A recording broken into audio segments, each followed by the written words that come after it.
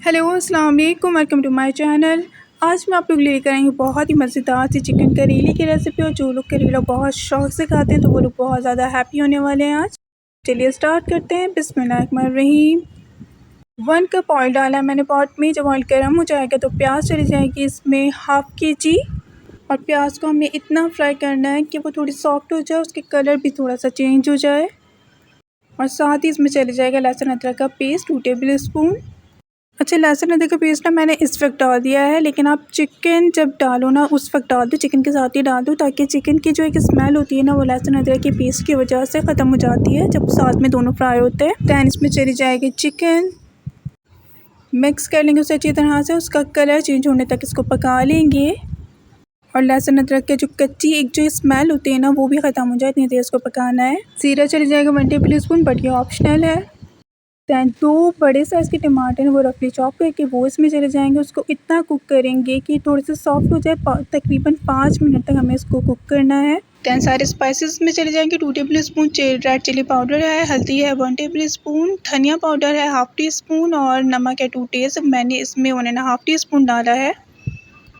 Then इसमें half tea spoon black pepper powder चले जाएगा, सौंफ चली जाएगी 1 टीस्पून, राई दाना चले जाएगा 1 टीस्पून, कलौंजी चली जाएगी 1 टीस्पून। तीनों चीज़ें हमने 1 टीस्पून इसमें ऐड की हैं।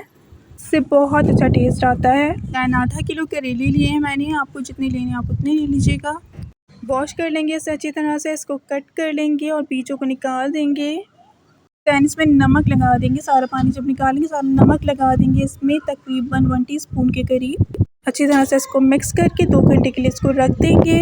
2 घंटे के बाद इसको अच्छी तरह से धो लेंगे और इसका पानी जो है ना सारा स्ट्रेन कर लेंगे और उसको सुखा कर इसको फ्राई कर लेंगे। जब तक ये थोड़े से ब्राउन हो जाएंगे इतना इसको फ्राई कर लेंगे।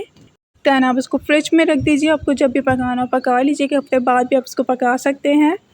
अच्छा, फिर करेले चले जाएंगे इसमें, इसको अच्छी तरह से मिक्स कर लेंगे, इसको कवर कर देंगे और इसको पकने के लिए रख देंगे तकरीबन 8 से 10 मिनट तक, जब तक चिकन भी गल जाएगा, करेले भी अच्छे से गल जाएंगे। दैन इसको भून लेंगे, आंच को बिल्कुल तेज़ कर देंगे। और मैंने 1 टीस्पून इसमें गरम मसाला पाउडर डाला है। ऑयल ऊपर आने तक इसको तेज़ आंच पर पका लेंगे। जब ऑयल ऊपर आने लगेगा तो आंच को हल्का कर देंगे। दैन यहाँ पे मैं इमली का पेस्ट इसमें डालने लगी हूँ। इमली को भिगो कर रखते थे, जितनी इमली मुझे इसमें यूज़ करनी है उसके बाद इसके बीजों को डिस्कार्ड कर लिया था और इसका पेस्ट मैंने इसमें 3 टेबल स्पून इसमें ऐड कर दिया है। इससे बहुत ही अच्छा टेस्ट आता है। कड़वाहट के साथ जो हल्की हल्की सी खटास आती है ना तो बहुत ही ज़बरदस्त टेस्ट लगता है इसका, तो इसे ज़रूर ट्राई करिएगा। मिक्स कर लेंगे इसे अच्छी तरह से। और हरी मिर्च डालते हुए मैं वीडियो नहीं बना पाई थी, आप हरी मिर्च डाल दिएगा जितनी भी आपने डालनी है।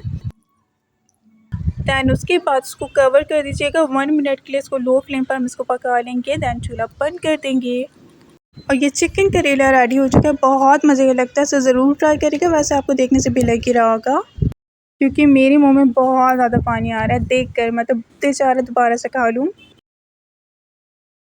तो इसे बनाइए, इसे एंजॉय कीजिए। अगर आपको रेसिपी अच्छी लगी, जो मुझे पता है ज़रूर अच्छी लगी होगी, तो अभी के अभी इसे लाइक कर दीजिए, सब्सक्राइब कर दीजिए अगर आपने अभी तक नहीं किया है मेरे चैनल को। बेल आइकन का बटन भी दबा दीजिए for more yummy updates. Happy cooking. Thank you for watching. Allah हाफिज़।